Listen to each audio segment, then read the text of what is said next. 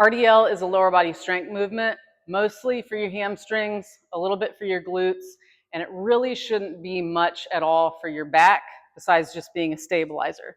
Okay, if you feel pain in your back while you're doing an RDL, I've got a few cues that you can use. If you can't do them properly, I'll give that ribs to hips cue. If you can't do that properly, it's generally because your core is too weak and you need to concentrate on things like planks, weighted planks, stuff like that. Okay, but if you use the cues properly, it really shouldn't hurt your lower back. So try to use those before you talk to your coach about why it's hurting your low back. Okay, so you're going to grab the bar just like you would on your Olympic lifts or for your clean movements, right outside of your hips. For me, it's right where the smooth and the rough meet. Okay, so for me, I'm grabbing right there. Okay, you'll step out after that.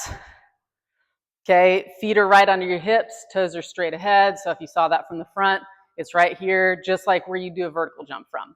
Okay, feet right under hips, toes straight ahead. Okay, I want you to take a belly breath and then squeeze that nice and tight. That's what stabilizes your spine as you go through this movement. Okay, so belly breath, squeeze it nice and tight, and then hold it as you go through the movement. Okay, so right here, belly breath, squeeze tight.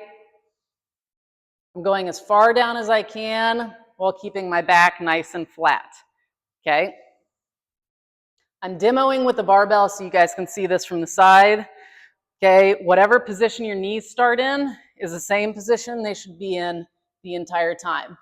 If you get to the point where you're getting here and then they flex, I'd be saying that you're doing more of a deadlift, and then as you pull up, you're using your back. So that's one of the cues I use is if you feel it in your back, one of the things that you can fix is if you're getting here and then you deadlift it, then you're using your back to come up. Okay, the other reason why it might hurt your back is if you're not pulling your ribs to your hips the entire time. So if you're right here and you're thinking about pushing back and hyperextending your back like that, of course you're going to use your back as you pull up. Okay, so keep your ribs stacked on top of your hips the entire time. Belly breath, stack your hips, squeeze it nice and tight, and then you're right there. Okay, I don't care if your eyes look down at the floor or if you look up the whole time, but if you look up the whole time, make sure your back doesn't hyperextend. Make sure you keep your ribs pulled to your hips the entire time. As you come up, I want you to think about squeezing your glutes. So it should essentially be hamstring stretch on the way down, squeeze your glutes on the way back up. Okay? Spine stays nice and neutral, pull back up.